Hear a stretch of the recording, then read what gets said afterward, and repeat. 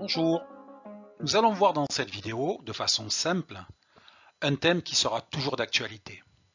Comment l'État agit sur l'activité économique. Regardons dans le dictionnaire les définitions des mots du thème étudié, ça sert toujours.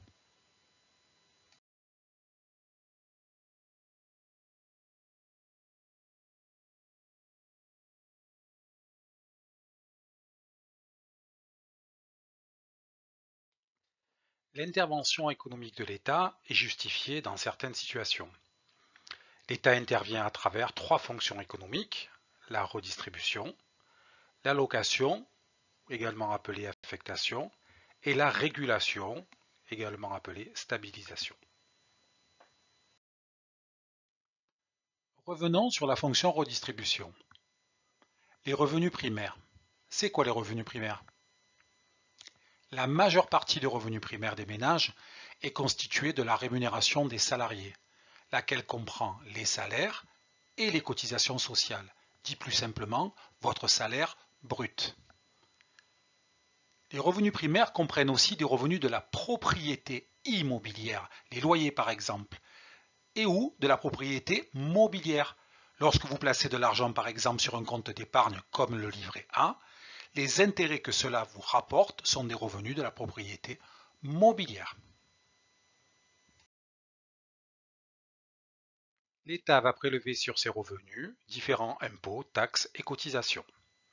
Les cotisations sociales qui sont prélevées sur votre bulletin de salaire, les impôts directs, principalement l'impôt sur le revenu, et les impôts indirects, principalement la TVA, qui représente environ 40% des recettes de l'État.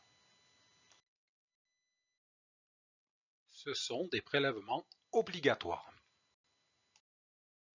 Ces prélèvements vont ensuite être redistribués.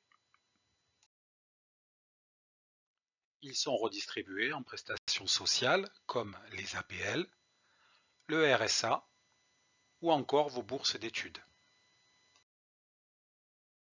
Ils sont également redistribués en services collectifs tels que la police, l'enlèvement des ordures ménagères, la construction et l'entretien des infrastructures routières, l'éclairage public et bien d'autres.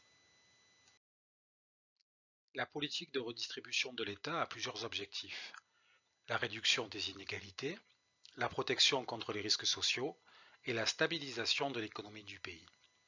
L'État met en place un transfert des ressources permettant d'organiser une solidarité entre les célibataires et les familles nombreuses, les bien portants et les malades, les travailleurs et les chômeurs. Après la fonction redistribution, voyons maintenant la fonction allocation ou affectation. L'État effectue des dépenses qui servent l'intérêt général. Les 5 dépenses majeures de l'État sont dans l'ordre décroissant: éducation et recherche, défense et sécurité, en d'autres termes armée et police, politique sociale, nous en avons évoqué quelques-unes précédemment, développement durable et enfin justice. L'État met également en œuvre des mesures d'incitation fiscale qui ont des effets sur l'offre ou la demande. Si vous achetez une voiture électrique, vous pourrez bénéficier d'un bonus écologique, c'est-à-dire une réduction de prix de plusieurs milliers d'euros pris en charge par l'État. Inversement, si vous achetez des véhicules polluants, comme un gros 4x4, le prix sera augmenté, c'est le malus écologique. La TGAP, taxe générale sur les activités polluantes, a été mise en place par l'État pour inciter les entreprises dites polluantes à réduire leur impact négatif sur l'environnement. Passons à la dernière fonction économique, la régulation ou encore stabilisation.